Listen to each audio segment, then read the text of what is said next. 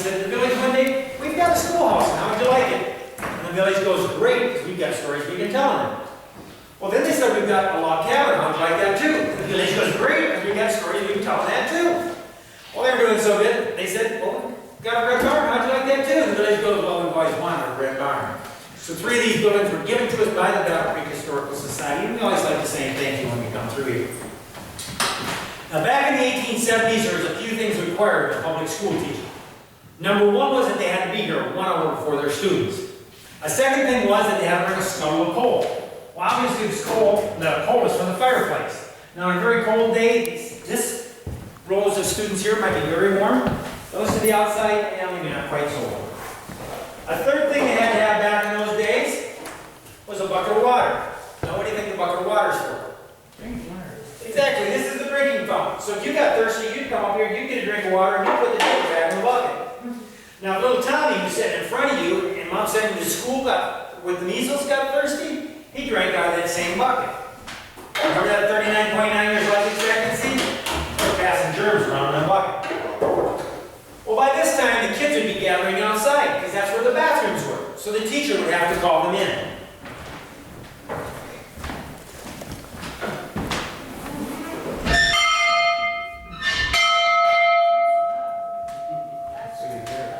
Say I didn't hear you call me.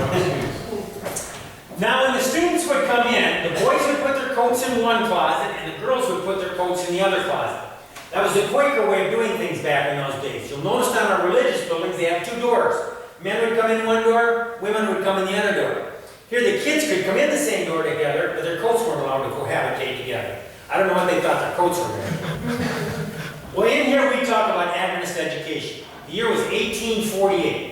There's a gentleman by the name of, 1868. There was a man by the name of Goodlow Harper Bell. He was a broken down school teacher and he was in the Western Health Reform Institute. Now Mr. Bell wasn't a Seventh-Day Adventist, but his roommate, Mr. Osborne, was. And so every night when Mr. Osborne thought Mr. Bell was sound asleep, he'd pray for his soul out loud. Well, eventually Mr. Bell did become a Seventh-Day Adventist. Now, the Western Health Reform Institute worked on the system of fresh air, good water, good food, and exercise. So one day, Edson White, the second son of James Noah White, looked out the window of the Review and Herald and he saw Mr. Bell exercising by cutting firewood. Found out he was a school teacher. So he went to him and said, "Sir, some friends and I were wondering if you would tutor us in grammar." Well, Mr. Bell wasn't going anywhere, so he said, "Yeah, I can tutor some boys in grammar." Well, 14 boys showed up. 2 of them were the White boys, Willie and Edson, 2 of them were Kellogg's, John and Will. Well, Mr. Bell was an excellent school teacher. His school became known as Bell's Select School. It was so good, in fact, that 4 years later, James White said, we need to make this school into a Seventh-Day Adventist school. So on June the 3rd, somebody's taking my book out. June the 3rd, 1872, 141 years ago, the first Seventh-Day Adventist school anywhere in the world began on the 2nd floor of this building right here, with 12 students. Now, Mr. Bell and his 3 daughters lived on the bottom floor. Now, this is the old 1855 Review and Herald building. Well, that school had a 6-week semester, a 12-week semester, because it was a college program. 6 weeks into that semester, Mr. Bell had 25 students. As I said, he was an excellent school teacher. That school continued to grow. Finally, by 1874, Battle Creek College, as it was called at that time, was too big for this building. They had grown up. Way too big for that. Now, Mrs. White's ideal at the Seventh-Day Adventist College was that they should have enough land that they can have, it could be self-supporting, enough land for a dairy herd, enough land for an orchard, enough land for gardens. So when they started looking for land, they found 40 acres north of town here. Mrs. White thought that'd be great land for a school. They also found 40 acres south of town, on the lake that we have. Mrs. White thought that'd be great land for a school too. But you know what, the General Conference in all their wisdom decided to buy 12 acres right dead center of the middle of town, and promptly sold 5 of those acres off. You can't have a self-supporting school on 7 acres of land. And Mrs. White said to have cried when she heard what the General Conference was doing. Well, that school had some good years, they had some bad years. But finally, by 1899, the 2 administrators, they wrote to Mrs. White and said, we need to move this school. And Mrs. White replied, you know, just be patient, boys. Well, by the 1901 General Conference, Ellen White's patience was spent too. Because you see, by now, more than half of the students were working for John Kellogg at the Battle Creek Sanitarium, and he was starting to get some of his strange ideas called pantheism. They needed to get these students away from John Kellogg, but they didn't want to upset John Kellogg because they really hoped they would buy the land after they left. So Mrs. White called P.T. McGann into her room and said, Percy, it's time for you and Edwin to find land for a new school. So they got on their bicycles and they started bicycling around the state of Michigan. Well, down in the southwest corner of Michigan, they found 272 acres of beautiful, fertile farmland. Oh, it was the most gorgeous land around. It was on the St. Joe River. The owner only wanted $18,000 for this. Well, Percy McGann was so excited he gave that owner $5 as an option on that land. They came back here to Battle Creek. They loaded all the material from that school here in Battle Creek onto 16 boxcars by train, and they shipped it down to a place called Berrien Springs. Now, incredibly, the other $17,995 had never even been approved. Now, I don't know if this is faith or presumption, but this time the General Conference was a little wiser. They picked up the option on that land. But now they had a problem. They had 272 acres of farmland with no buildings on it and 16 boxcars of supplies. What should they do? Not have school this first year and everybody go build buildings on this land? Or should they find some buildings in downtown Berrien Springs, rent those, and they could have classes in the morning and then students and faculty build buildings in the afternoon? Well, Edwin Sutherland said, if we don't have school this first year, we're going to lose our students. So they looked around Berrien Springs. They found a summer hotel that they could use as a dormitory. Then they found an old county courthouse, an old sheriff's house, and an old county jail, and they rented those. So that first year, if you went to a manumissionary college, it was called, you could have classes in a jail cell or a courthouse. And I guess if you got in trouble, you got sent to the sheriff's house. Those 3 buildings still do exist in downtown Berrien Springs. Well, now when they started building buildings too, they started building them out of wood because brick would show permanency. They also didn't put heat and electricity in all the buildings because this was a missionary college. These students leaving from here were going to the mission field. There might not be heat and electricity where they went to the mission field. I don't know about you, but I don't think I'm going to be going to school in Berrien Springs, Michigan in the dead of wintertime and on heated buildings. Well, we know now that that school does have heat, electricity, masonry buildings, and a new name. And in 1960, the name J.N. Andrews was given to that school. We call it Andrews University. From the small beginnings here in Battle Creek, Michigan, 141 years ago, on any given school day, we now have 1.7 million students around the world in 146 countries. We have 7,800 schools and university of 85,000 dedicated school teachers for our kids. I don't think that's so bad, 141 years. I get goosebumps every time I talk about it. You know, Christian education is not going to save our kids, but it sure does point them in the right direction. Now, also around this time, there's a man by the name of Uriah Smith. Now, Uriah Smith, he was editor of the Review and Herald for almost 50 years here in Battle Creek. He was a writer, he was a poet, and he was also an inventor. But Uriah Smith had a physical handicap. You see, when he was 2 years old, he got an infection in his left leg. Now, the infection had gone away, but the leg had never fully developed. When he turned 12, this infection came back. Now, this time, they made the decision that this infection wasn't going to leave him without that leg coming off. Otherwise, it was going to take his life. So a decision was made that that leg needed to be amputated. Now, back in those days, the anesthesia that they would use was they would get their patients drunk. They decided they weren't going to get a 12-year-old boy drunk. So Mom and Big Sister held him on the table for the 20-minute operation it took for a noted Boston surgeon to remove that leg. Now, what we're reading later in life is, though, that Uriah Smith wasn't as depressed about losing the leg as he was with the peg leg that he had to replace it. Oh, he just hated that peg leg. Number one, it was hard for him to walk. Number two was he could not kneel down and pray. And that was very important to him. So finally, by 1863, he decided, I'm getting rid of that peg leg. He was 30 years old, and he invented and patented this.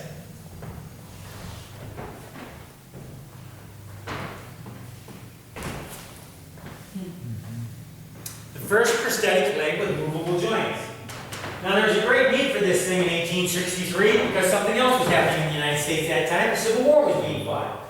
Many troops were coming back from that Civil War needing artificial limbs, and so he sold that pad and he built himself a house here in Battle Creek, Michigan. Well, about 10 years later, he got to thinking about it, and when he was in school with that peg leg, these desks were very hard for him to stand up and sit down in because they would fold right up into the back of that peg leg that he had. So in 1874, he created and patented this one. You pulled up on the desk here, pushed your leg against it, and it folded this way. Well, he sold that patent for $3,000 because he had a bigger family. He built a bigger house here in Battle Creek, Michigan. Now, Uriah Smith had 9 patents during his lifetime, but not all of his ideas worked out so well. This was also about the time that the automobile was just coming on the scene, and the automobile was scaring the horses. Uriah Smith should know he was one of the first people in Battle Creek to have an automobile. So he decided, I'm going to invent something to put on the front of the car so the horses aren't scared. So he invented this.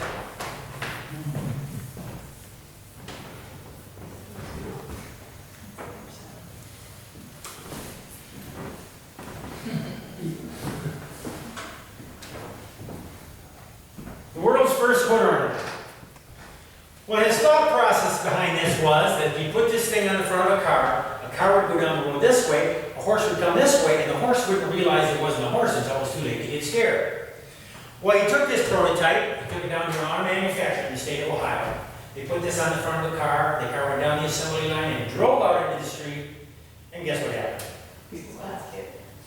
Well, his horses were still scared because he should have invented the muffler. Because it was all the noise that was scaring the horses, not the looks of the car. We understand Records, believe it or not, has that someplace. We have not been able to find it. Now, any idea what this is? Most modern name, the first iPad. That's correct. This is the 1870 iPad. Now, this iPad has just about everything your iPad has. You just have to enter it with a piece of chalk. Movies are a little slow, but you gotta really draw fast. They weren't that far behind us. All right, you've been such wonderful students. We're gonna go to Parkville Church for recess, but before you leave, I always like to leave with a poem that Willie White wrote on the board one day. Now, Willie was the third son of James and White, a mischievous boy. Seems that one day the teacher left the room and Willie runs to the chalkboard. And he writes, "The devil flew from east to west and north to south with our teacher in his mouth. When he found she was a fool, he dropped her off to teach her at school." You know what, James, I probably weren't real thrilled with Willie that day because that teacher was smarter than Willie thought. She recognized the handwriting.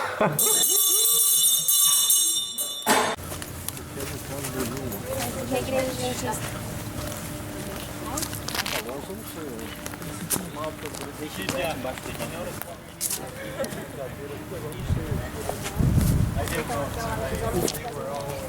Essa é de verdade? Na primeira igreja? Tá aqui primeiro, o Misha.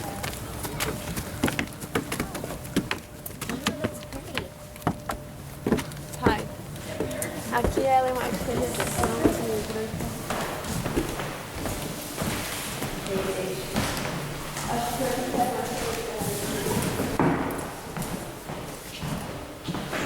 This is beautiful. It sure is.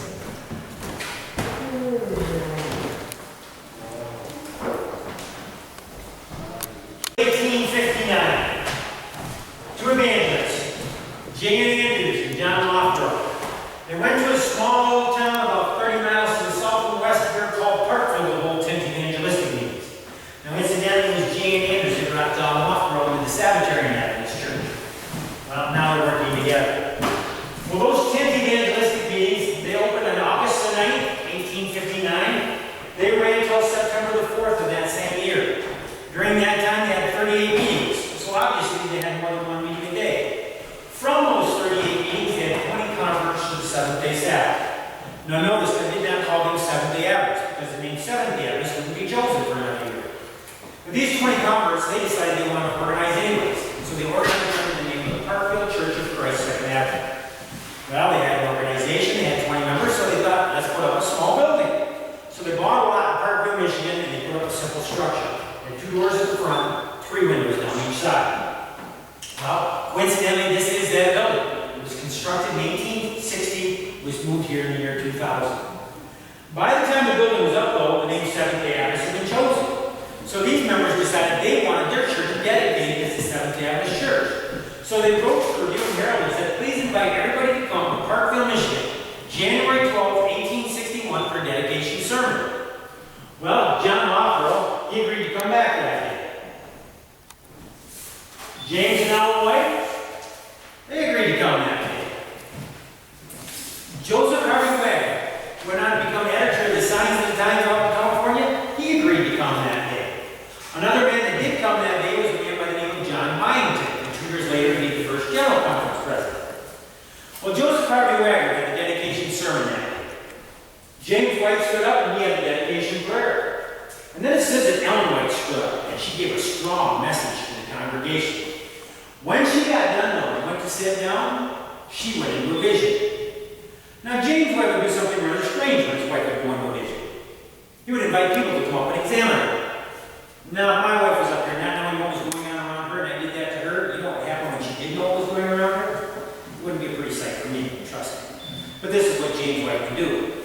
When the rear of the congregation that day was a man by the name of Dr. Brown. And Dr. Brown was a spiritual being. Now when he heard that this Ellen White was coming to Parkville, Michigan, he bragged all over town that if this woman ever went into a vision and he was around, he'd snap out of it just like that.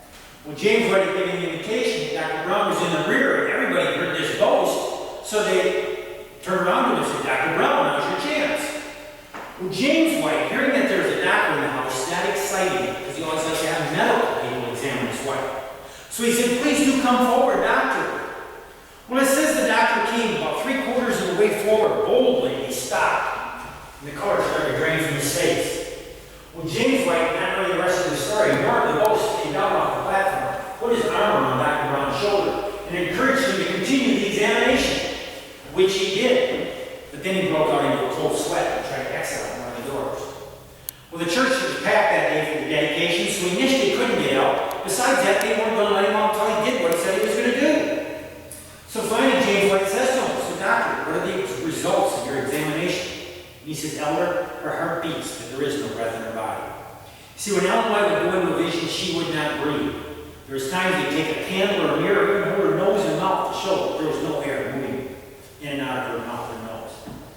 Well, by this time, the rest of the congregation is getting kind of antsy. They go, Dr. Brown, do what you said we were going to do.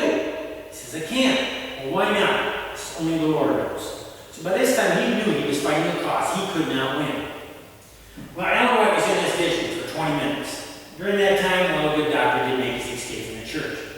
When she came out of that vision, she stood back up at this very desk right here. She looked out at the congregation and she said, I've had a vision of a war. A war like this country has never seen before. She said, I was shown battles with men in hand-to-hand combat and dead and dying men lying all around. I was shown prisoner of war camps where there was more men just wasting away. I shown families that had lost fathers, brothers, uncles, cousins in this war. And then she looked again out in the congregation and she said, this church will lose sons in that war. Well, also in the congregation that day were 2 Michigan officials of the Michigan Republican Party. One was a judge by the name of Logan, the other was a very wealthy millionaire by the name of Mr. Schoolhouse. Now, they didn't think there'd be a war here in the United States. They knew that South Carolina had seceded from the Union, but they may not have known that for three days previous to that, 3 other states, Florida, Alabama, and Mississippi, had also seceded from the Union. So they thought the most that would happen was the Union Army would go down, they'd escape South Carolina, they would join back up, and it would all be over with. So John Lockrell, who's sitting up here in the front, he saw these 2 gentlemen look at each other, then they kind of looked to the front, shook their heads and smiled like this woman doesn't know what she's talking about. Well, let me tell you, this woman did. Because 3 months later, to the day, shots were fired in Fort Sumter, and the Civil War began here in the United States. For the next 34 hours, the Southern Army would shoot more than 3,000 shells into Fort Sumter. Incredibly, without the loss of 1 human life. The only thing killed was a mule. But after 3,000 shells in 34 hours, the Union Army finally just said, you know, enough is enough. We will give up this fort under one condition, that we can have a 100-gun salute to our flag before we give it up. Well, during that salute, some hot embers fell into a pile of ammunition, and it exploded, killing a man by the name of Private Daniel Huff. He'd be the first casualty of over 600,000 people that lose their life in that war. That was 2% of the United States population at that time. Prisoner of war camps, one of the most notorious ones in Hendersonville, Georgia. 45,000 men went into that camp. Over 13,000 didn't go home to their families. Well, about 1 year after the war started, John Hoffman came back to Parkville, Michigan. During the course of his sermon, he asked the results of that war in this church. Those two men were no longer smiling. See, both of them had sons killed in that war already, and one of them had a son in one of those prisoner of war camps. Illinois saw it all. It's like us today. We don't have to fear for the future. If we read the Bible, we read the great controversy, what is happening in the world today should not surprise us. We know what's going to happen. All right, as they said, this church was brought here in the year 2000 when they picked through all the layers of paint. These were the bottom colors. So they're pretty sure this is the colors of the church in 1860 when it was built. Now, the pews you're sitting on, they are replicas of our original back here in the corner. For safety's sake, we built a new one because we didn't want our guests sitting on the floor by the end of the service. The pump organ is kind of from that time period. The lights at that time would have been either candle or kerosene. It did not have electricity. This is the pulpit that Mrs. White spoke from that morning. 10 Commandments here come from another historical church here in the state of Michigan, the Seventh-Day Adventist